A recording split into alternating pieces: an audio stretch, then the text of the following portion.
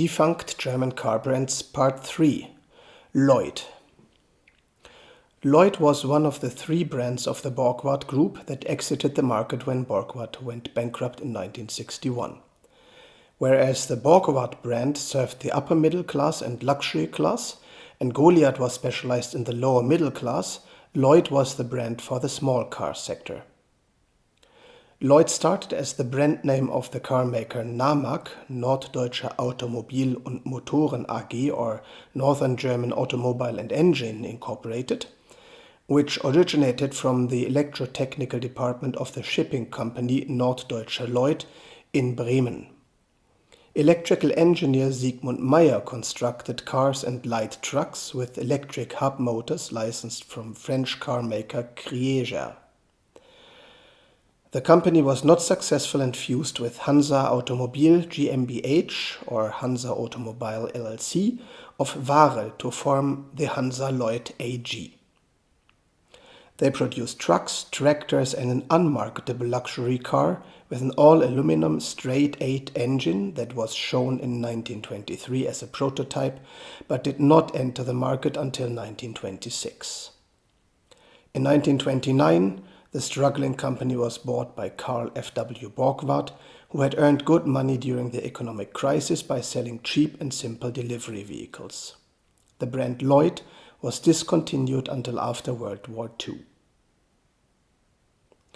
In February of 1949, Carl F.W. Borgward founded the Lloyd Maschinenfabrik GmbH, which was first located on the premises of the Goliath Works. The company used stockpiled parts of the B3000 truck, originally produced for the German army during the war, outfitted with an electric drivetrain.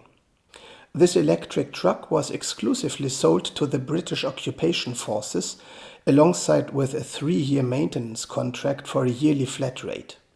Because the trucks proved to be robust, almost no repairs were necessary, earning Borgward good profits from their flat rate. In May 1950, the first passenger car was launched, the Lloyd 300. It was a small car designed to a significant extent by former DKW engineers who had fled the Soviet occupation zone and settled in or near Bremen. Therefore, the car bore significant similarities to pre-war DKW constructions. The car featured a wooden space frame on a steel floor pan with plywood sheets forming the outer shape. The whole body was covered with artificial leather. Imperfections in the plywood were disguised with felt. The artificial leather was prone to cracking, which the owners tried to fix with adhesive fabric tape of the brand Leukoplast.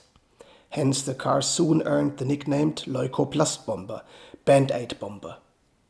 The wooden body was quite unsafe in case of a crash, so the vernacular coined the rhyme, "Wer den Tod nicht scheut, fährt Lloyd. He who is not afraid of death drives a Lloyd." The air-cooled 300cc two-cylinder two-stroke engine was transversely mounted and produced 10 horsepower, sufficient for 75 km per hour. Power was transferred to the front wheels through an unsynchronized 3-speed manual gearbox with the shifter sticking out from the dashboard. The model was available in a variety of body styles. The LP 300 was the standard two-door sedan, with the rear luggage compartment only accessible through the backrest of the rear seat bench. The LS 300 was the 3-door station wagon. The LK 300 was a delivery vehicle, basically a station wagon without the rear side windows, and the LC 300 was a 2-door coupe.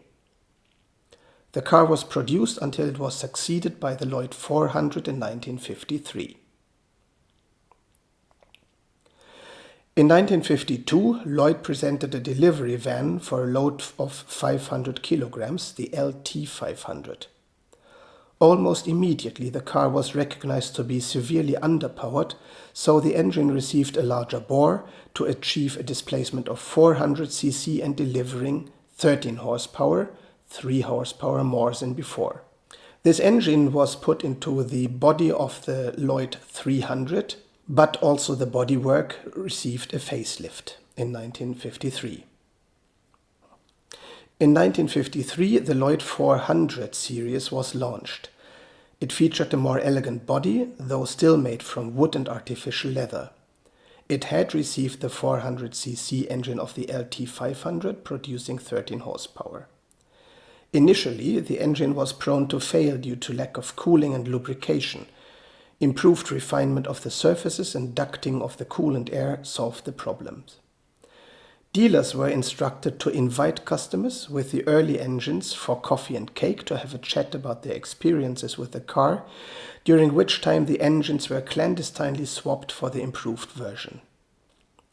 During its production run from 1953 to 1957, more and more plywood parts were replaced by steel panels, first the side panels, then the bonnet and the rear end, still without a boot lid though, and finally the roof. As its predecessor, the model was available as a sedan, a station wagon, a delivery vehicle and a convertible coupe. In 1953-1954, a dealer from Wiesbaden in the state of Hessen built a streamlined racing car around the LP 400 drivetrain and chassis. The body was entirely made from ultra-lightweight aircraft-grade aluminum. It broke several world records in the class of cars with up to 400cc, among them an average speed of 120.85 km per hour over 3 hours and 112.50 km per hour over 5,000 miles. In 1956 and 1957, a version with an engine reduced to 250cc, producing only 11 horsepower, was offered. It aimed at people who had never received their driving license, hence its name Prüfungsangst Lloyd, Lloyd for exam nerves. Borgward made use of a legislative loophole which allowed anyone over 18 years old to drive vehicles with less than 250cc displacement using an easy-to-obtain driving license of Category 4. No lawmaker had imagined a real car with such a tiny engine. The car was distinguished from its more powerful sibling by missing hubcaps, bumpers, roof lining and rear seats. These parts, however, could be added on request. In 1955, the well-known body, now made exclusively of steel, was offered with an air-cooled 600cc four-stroke engine putting out 19 horsepower. It was a quite advanced overhead camshaft construction with a camshaft driven by a chain. Power was delivered through a fully synchronized 4-speed gearbox to the front wheels. The shifter was now mounted on the steering column instead of sticking out from the middle of the dashboard. The delivery van also received the 4-stroke engine and was renamed LT 600. It was now available as a van for 6 passengers or with a stretched wheelbase for 8 passengers, making the car probably the first true minivan. Especially for the US market, camping equipment was developed featuring a foldable table, a cupboard and a foldable bed for 3 adults. In 1957, the Lloyd 600 series received a major facelift and was renamed Lloyd Alexander. The most notable visible improvement was that the boot or trunk received a lid for access from the outside. More importantly, the drum brakes were now operated by hydraulics instead of the old-fashioned cables prone for braking. In 1958, the Alexander TS with a tuned engine producing 25 horsepower became available. Comfort and road holding were improved with a new rear axle. The TS version was recognizable by a new front grille. 49 examples were built with a body designed by Italian design studio Frua. With the German population becoming wealthier during the 1950s economic miracle, customers demanded an improved and bigger small car, which the body originating from the late 1940s could no longer satisfy. Borgward therefore constructed a new model, the Lloyd Arabella, around the existing transversely mounted 600cc two-cylinder engine that was well ahead of its time in terms of styling and technology. However, Test drives quickly revealed that the small engine was not up to the much larger and heavier body. Thus, an extremely short water-cooled 900cc four-cylinder horizontally opposed engine producing 38 horsepower was hastily developed, which had to be mounted longitudinally. This also meant that a new gearbox had to be constructed. The new car required big investments. The delayed launch due to the additional construction works led to additional costs and high depreciations.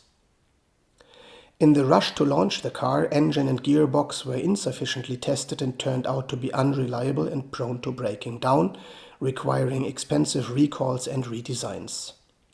Water ingress into the passenger cabin through the wraparound rear window further damaged the image of the car, earning it the nickname Aquabella.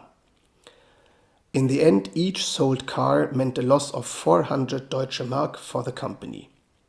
To boost the image, an upmarket version with features until then only available in luxury cars and an upgraded engine producing 45 horsepower was branded Borgward Arabella.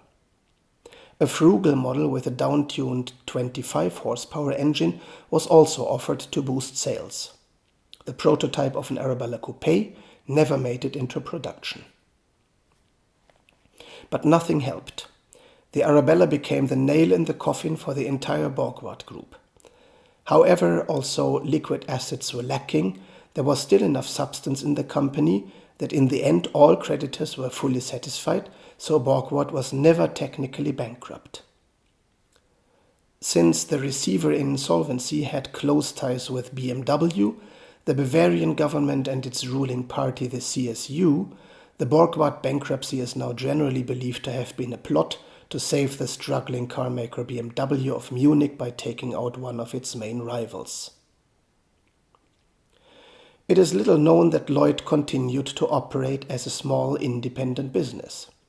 They kept producing spare parts for all cars of the Borgward group. From 1966 on, the air-cooled two-cylinder two-stroke engine was produced again.